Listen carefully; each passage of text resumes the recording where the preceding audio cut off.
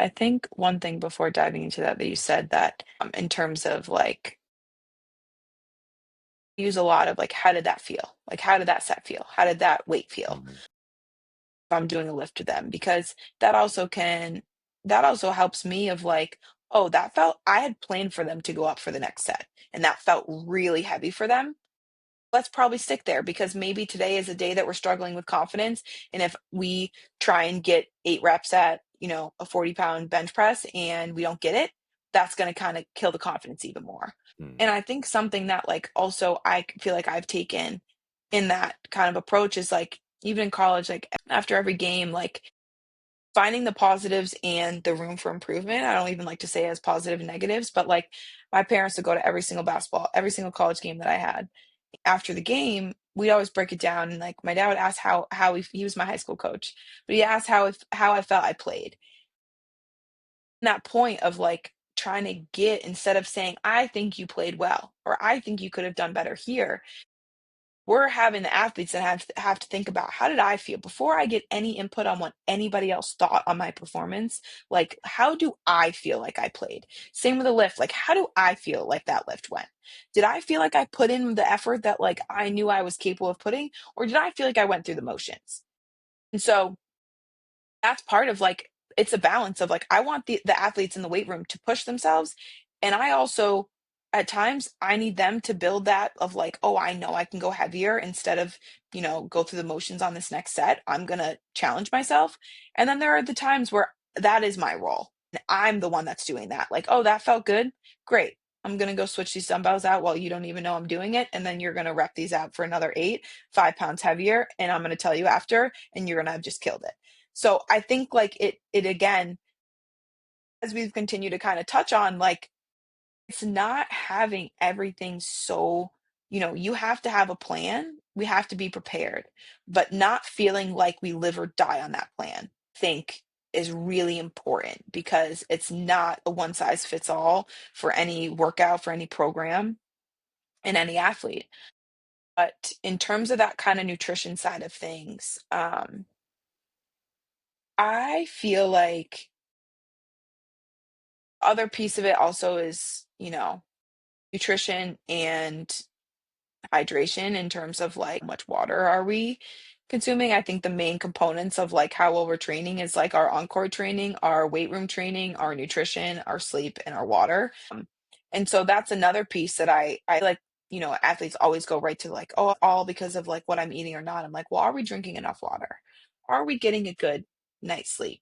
I think those components play such a large role as well in how our body also, like if we're not getting enough sleep or we're stressed or we're not getting enough water, those sometimes can impact us a lot more than what we're eating. And so I feel like all of those components play a role, but in terms of like the body image and the nutrition aspect, I like to also I'm not a nutritionist and I establish that like clearly with my athletes. I don't want that to feel like know everything about it. I know obviously um, I have ones that like I can recommend if that's an area where they feel like they struggle, but also just basic things of like, are we getting fats? Are we getting protein? Are we getting carbs? Are we having a lot of like, is the carbs that we're getting, is it more like chips and candy and whatnot? Or are we having some like more hearty? Are we having a bowl of pasta? I think like that side of it as well is like if you're feeling like crap going into a workout, let's dive in a little bit of like what are we eating? And again, general recommendations, but I also like to stay within the scope of kind of like what I know and not feel like I'm, preaching something of what they should be doing when I didn't, I don't quite have that knowledge. For myself, I can be like, oh, I feel like I know this or I know that. But I like to kind of give general recommendations on that front. If they want more than that, have people that are more equipped to give them that feedback and give them, you know, or expertise.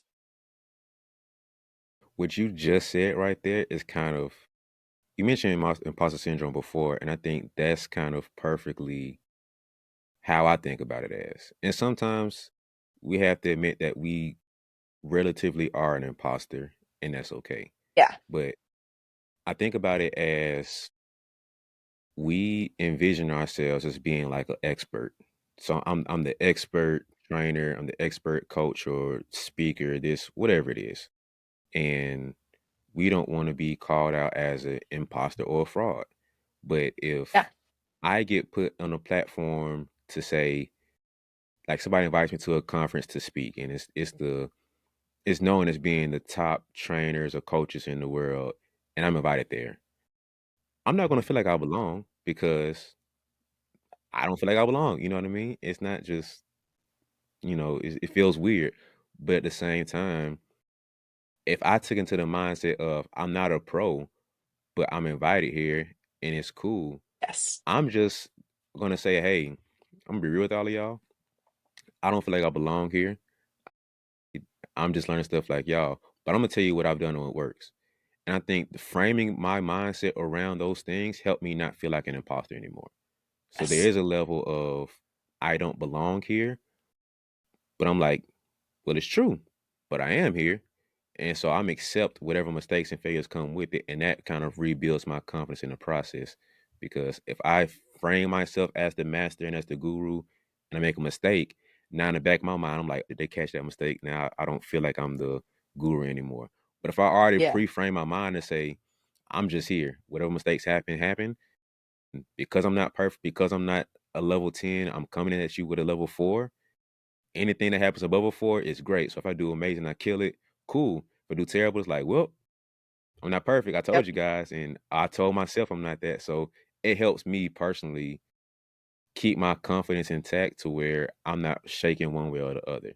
But that's just personally how I see imposter syndrome. So Yeah. You ever stepped on the court and it's almost like you forget how to hoop?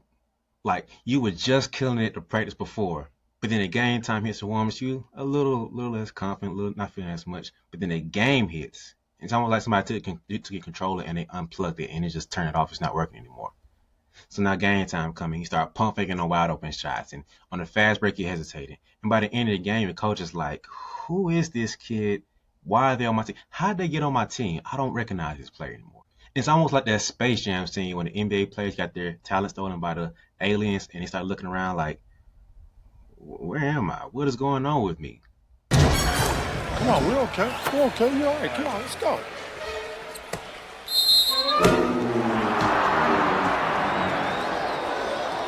Come on, Patrick, it's showtime.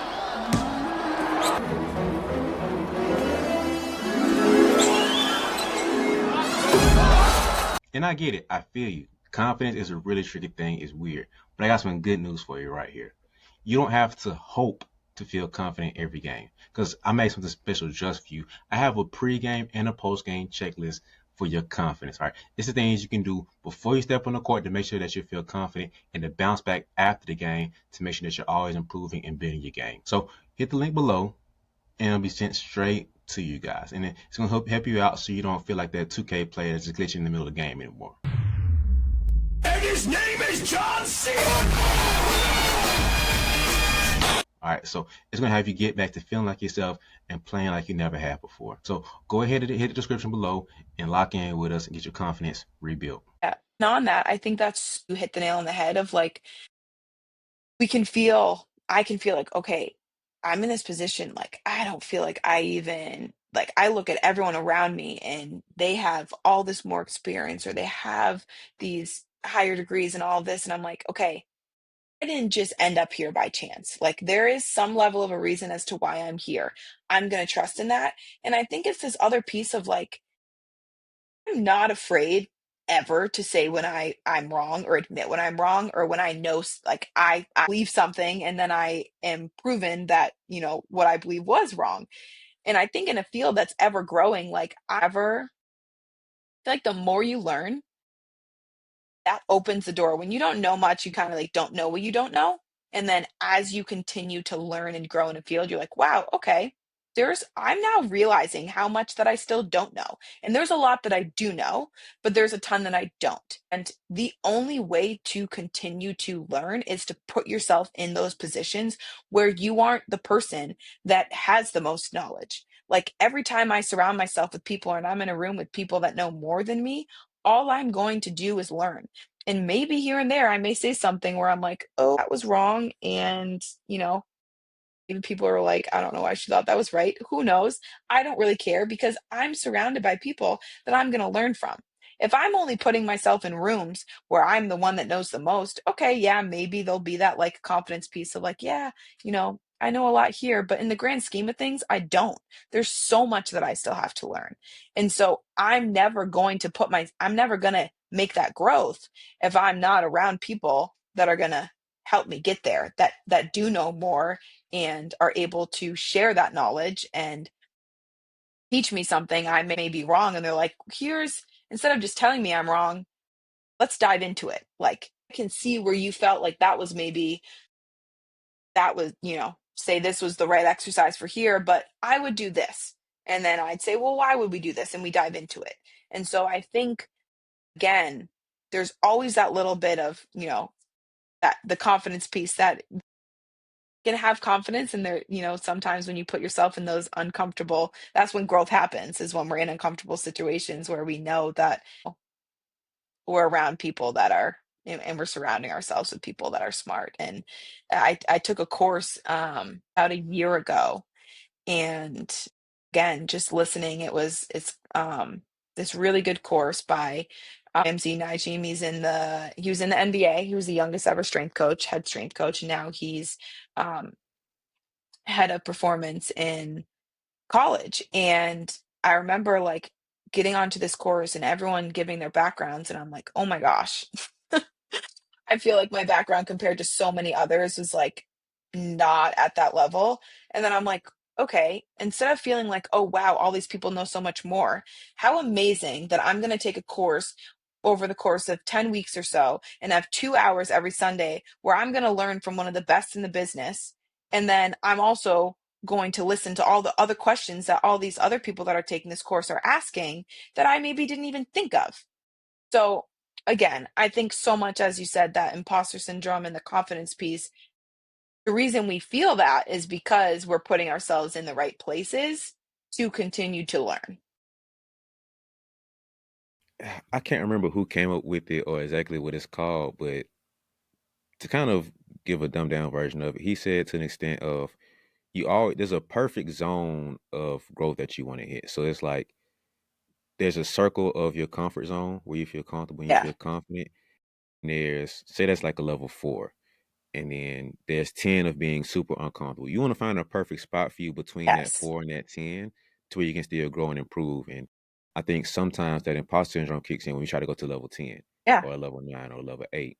But if we can 100%. sit comfortably as like, let me just go to a 5, let me just go to a 6, maybe a 7, then you can Yeah. still feel awkward enough to want to keep growing, but not feel too awkward to where you want to recede and go back. Like same thing you lifting weights. Like Like, you can't bench 135 your whole life. Like you're not gonna keep growing doing that. Like at some point you have to put weight on the bar, but you're not gonna overdo it and go to 225. yeah, Like you can't just jump from 100 pounds like that. So exactly. slow you put on 5s and 10s and Yeah. 25s, and at some point you level up to where you can do that rep. So if we At can take 225. analogy to life and just, we can bench that at some point, but you want to progress your way there to slowly get out your comfort zone and say, okay, I did 3 sets of 10 of 135. Great. Now me being a strength conditioning coach, say that was cute. Throw some tens on the side. Now we got Yeah. 155. And it's like, hold on. Then you realize you can't do 3 sets of 10 no more. You drop down to doing six, maybe. So now you have to rebuild and rework that, but you keep expanding that zone and that lane. So that's just kind of how I've given that analogy of that comfort zone of growth to where you can grow comfortably enough to do it, but not too uncomfortable where you feel awkward and you feel stagnant and you just go back into your shell. You can't do anything. Totally. And that's back to the first thing that you asked me in the beginning in terms of like progress. Like, we're not, not every day is going to look the same and it's not going to be perfectly linear. And some jumps are going to be bigger on days than others of like, but progress is the goal. Like, we're not trying to get perfection, and we're also not trying to, I think that's one of the things that I love about this field of like that is what's most enjoyable for me. I feel like I love seeing the way of like, yeah, everyone likes something, happen overnight and it can feel cool and, from one day to the next. But like, I just think about like having someone in the beginning of an off season and then seeing where they get to as they're going back in season. Like that whole process of seeing them continually put in work on the days they wanted to, on the days they really didn't, on the days that they felt mediocre. Like we make that progress slowly, and some days it's 5% progress, some days it's 1, some days it's 10. But if as long as we're not going backwards, we're not getting into the negatives, this is progress. It's not going to look the same every day. But then you look at day one, and some days it is only 1%, and you're like, well, did I really feel like I made much progress here? Maybe, maybe not. Maybe I didn't. But if we look at day one off season, and then we look at day 100 off season, look at the progress we made in those 100 days of getting in the weight room. Like, I think yeah. Yeah. That's the fun part too, because in the moment, sometimes you don't feel that progress and that growth, especially if you're dealing with your confidence or your discipline or whatever. But over Yeah. time, you really do grow a little bit more, and you finally see it. It's just being patient in that process to know that, okay, at day 10, let me check in. At day 25, let me check in. Day 30, 50, 100. And it's just being patient enough to get to that point to where you see the change and you see the growth, to where you look back at day one. Okay, all right, that 1% did matter. Yeah. Okay, 1% over 100 days does something. But Yeah. if you think about compound effect, it's not going to be just 1%. Some days it's going to jump to being 5% and jump to be 10%. So it's just being patient enough to get to that point to where you can compound and it can just jump for you versus being stagnant of just, oh, it's on the 1%, so I quit. Oh, it's on the 1%, so it's not worth anything. But it's a difficult process, but that's why only a select few can really make that level of growth, because it's a whole mental gymnastics you got to play to get there. But Absolutely. it's fun. But I got a couple more questions I want to ask you. Being such a great strength and conditioning coach that you are, have you had? I know you're gonna like that one, but have you